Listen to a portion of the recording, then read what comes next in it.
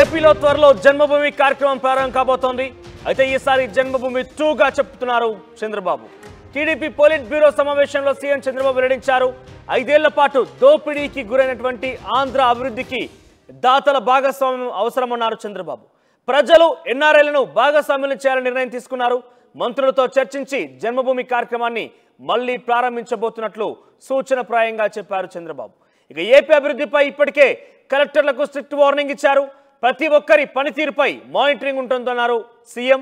ఇక పని చేయట్లేదని తెలిస్తే ఎవరినైనా సరే పీకి పారేస్తానంటూ వార్నింగ్ ఇచ్చారు. తర్వాత మళ్ళీ 1995 నాటి చంద్రబాబుని చూస్తారన్నట్టుగా సీఎం మాట్లాడుకొచ్చారు. అయితే పొలిట్ బ్యూరో సమావేశంలో కూడా టీడీపీ నేతలతో పాటుగా గతంలో కలెక్టర్ సమావేశంలో కూడా చంద్రబాబు ఈ మాటలు మాట్లాడి తెలుస్తున్నారు. ఒకసారి చంద్రబాబు ఈ అంశాలపై, జన్మభూమి అంశాలతో పాటుగా కలెక్టర్లపై సీరియస్ అయినటువంటి ఆ మాటలేంటో చూద్దాం. ఇక్కడ కలెక్టర్స్ జనరల్ గా ఐఏఎస్ కావడం ఒక కళ. ఐఏఎస్ అయిన తర్వాత కలెక్టర్ గా పనిచేయడం అనేది మీ క్యారియర్ లో ఒక పెద్ద డ్రీమ్. ఇది మాక్సిమం 40-35 సంవత్సరాల మీ లైఫ్ లో ఒక 3 ఏళ్ళు, నేనైతే 5-6 ఏళ్ళు కూడా పెట్టేవాడిని బాగా పనిచేస్తే. ఎందుకంటే I want to give that stability to administration. ఇప్పుడు కూడా అది ఉంటుంది, గుర్తుపెట్టుకోండి. మీరు పని చేయకపోతే మాత్రం గ్యారంటీ లేదు. Don't mistake me. As long as you are delivering, I want to encourage stability in administration.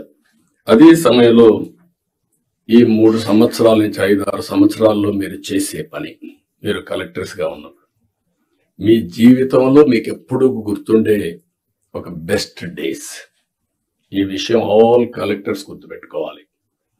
మిగిలిన అందరికీ అన్ని పనులు చేయడానికి కొన్ని ఇబ్బందులు ఉంటాయి, కానీ ఏ పని వచ్చినా మానవతా దృష్టితో మీరు ఆలోచించి పరిష్కారం చేసే అవకాశం, పరిష్కారం చేపించే అవకాశం జిల్లా అడ్మినిస్ట్రేషన్ లో కలెక్టర్స్ ఉంటుంది. ఆ విషయం మీరు గుర్తుపెట్టుకోవాల్సిందిగా. మొత్తం మీద చంద్రబాబు అటు కలెక్టర్లకి మంచి సూచనలు చేస్తూనే, ఒకవేళ కనుక ఎవరైనా అనుకున్న స్థాయిలో మీరు కనుక మీ ఎఫర్ట్స్ని డెలివరీ చేయలేకపోతే కనుక డెఫినెట్గా వారిపై వెయిట్ ఉంటుందన్నట్టుగానే ఆయన స్వీట్ వార్నింగ్ అనే చెప్పారు. సో త్వరలో జన్మభూమి కార్యక్రమం ఉంటుంది. దానికి సంబంధించి కూడా సన్నద్ధం కావాల్సిందిగా పార్టీ శ్రేణులకు పిలుపునిచ్చారు. పొలిట్ బ్యూరో సభ్యులకు కూడా ఆయన ఆ సమావేశంలో చెప్పడం జరిగింది. దీంతో పాటుగా త్వరలో ప్రజల్ని ఇన్వాల్వ్ చేసేటువంటి ఆ కార్యక్రమాన్ని ముందుకు తీసుకెళ్తామంటూ కూడా చంద్రబాబు చెప్పుకొచ్చారు. ఒకసారి ప్రతినిధి రాజేష్ దగ్గరికి వెళ్దాం. ఎస్ రాజేష్, సో మళ్ళీ 1995 నాటి చంద్రబాబుని చూస్తారంటున్నారు సీఎం.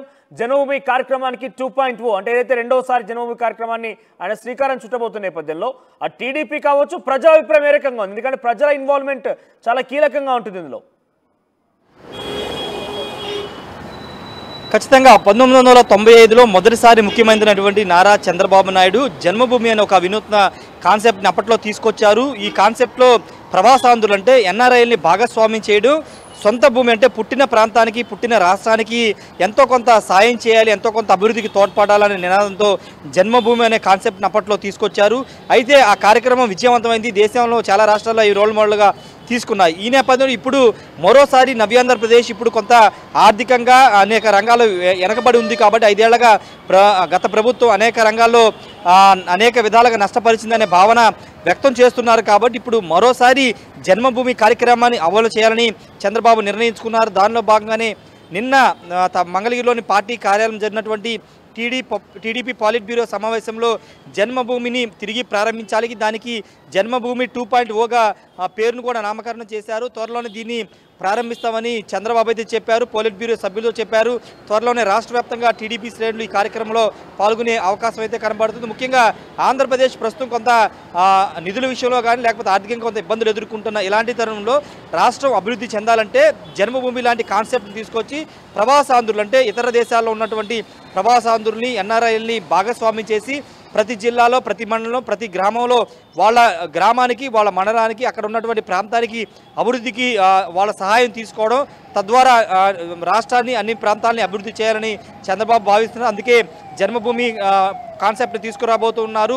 అయితే ఇది ఎప్పటి నుంచి ప్రారంభిస్తారని ఇంకా అధికారికంగా ప్రకటించలేదు. నిన్న పాలిట్ బ్యూరో సమావేశంలో మాత్రం దీన్ని అమలు చేయాలని నిర్ణయం తీసుకున్నారు. త్వరలో దీనికి సంబంధించినటువంటి నిర్ణయం కూడా వెలువడే అవకాశం కనబడుతుంది. ముఖ్యమంత్రి చాలా స్పష్టంగా పదే పదే చెప్తున్నారు, ఎవరైతే అధికారులు నిర్లక్ష్యంగా వ్యవహరిస్తారో, ప్రభుత్వ ప్రాధాన్యాలను గుర్తించుకోకుండా పనిచేస్తారో వాళ్ళ మీద వేటు తప్పదని చెప్తున్నారు. ఎవరికి గ్యారంటీ ఉండదు, అలాంటి వారికి గ్యారంటీ ఇవ్వలేనని కూడా చాలా స్పష్టంగా చెప్తున్నారు.